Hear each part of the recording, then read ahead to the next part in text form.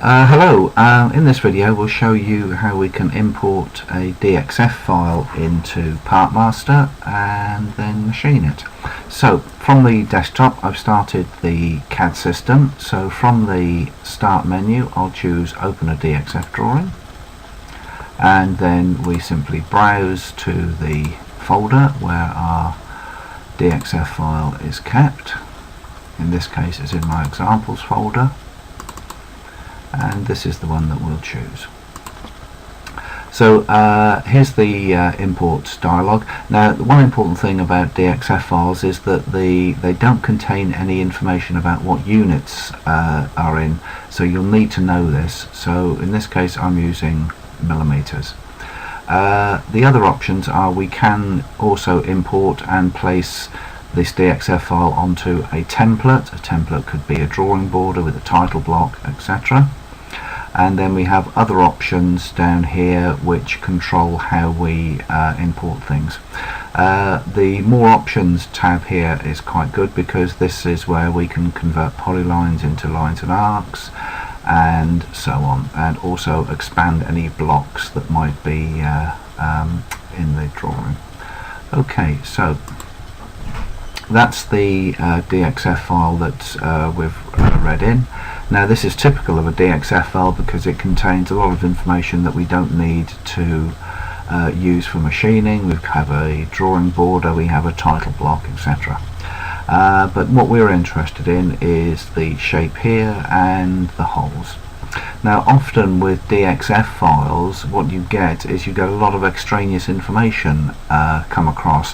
So things like duplicated elements and things like that. So to check to see if we've got any of those, if we go up to Edit and then choose Delete Duplicates, if there are any duplicated lines, circles or arcs, then these will be removed from the drawing. This will help us when we are creating the contours. So if I use the mouse wheel just to zoom into the area that we're interested in, on a shape like this it may well be that we want the datum position for machining to be the bottom right hand corner. Now there's no element there which I can attach my datum to, so I need to create one. The easiest way to do that is to use the intersection command with create a move point, switch off the auto function, and then just click on the two lines, and then where they intersect I've created a point item. Now I can attach my datum to that position. So if I go into NC mode, you'll notice that in the bottom left hand corner of the drawing that's where the Dxf datum is.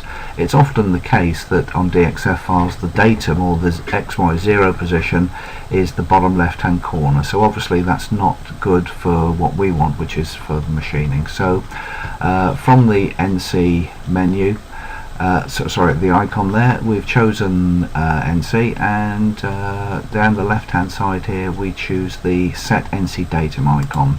So this will automatically put me into near snap mode, so that as I move the cursor close to that point which I previously created, my cursor changes to read NC datum, so that's moved the NC datum from machining to that position. Now it's important that you set the NC datum before you create any contours, profiles or patterns. So what we'll do now is we'll create a contour. A contour is similar to a polyline. It's a series of linked line and arc segments that the machining software will follow. So from here I'll just move the cursor onto the first element that I want it to machine. Now you'll notice that the blue block has been placed to the right of that line because that's closest to where my cursor is, and the arrow on that line is pointing to the left, so that's going to give me a direction. If I move the cursor to the other end of the line, then it's going in the opposite direction. Now it's not too important this, because we can always change the machining direction later on in the CAM system. So we choose the line we want to start from and click, and then we get the contour profile dialog box. Now just for clarity I'll make the line thickness that it's going to be drawn in thicker so that we can see it on the screen. That won't have any effect on machining because we always go to the center of any thicker lines. In this case the shape is closed because the start point and the end point are coincidence.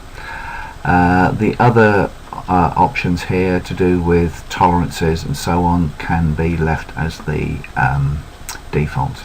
The NC data at the bottom here, each contour that goes to make up a job can be given a name, and the system will automatically name them starting at con 0, con 1, con 2, etc. The Z surface is the top of the job, which is normally Z0, and the depth of this contour is however deep you want it to cut. So we click OK. So what that has done is it's been able to trace around the contour, starting at the bottom line I gave it and then moving around until it finds its way back to the end point. So it tells us a confirmation of that. Click OK, and it's drawn it in a thicker line style so we can see it. The next thing we'll do is we'll produce some patterns. A pattern is a series of XY coordinates that can be drilled with the same drill. So if we choose pattern, then we start identifying the locations. So this is the first point in the pattern, and again we give this a work surface and a depth. If we want to change the depth we can do, and then we identify each point in the pattern, second point, third point, fourth point. Now this instance here I need to zoom in so I can see more clearly. That's the fifth point, and then the final point here. Now to identify that this is the final point, I hold down the shift key and click, and then it tells me that that pattern has been created. So in that instance there were circles which represented the drill hole positions. Now there might also be further drilling to be done at these locations here, so we can simply do a second drill pattern. First point, set the depth. Second point, this is the last point, so I hold down the shift key and that creates that pattern.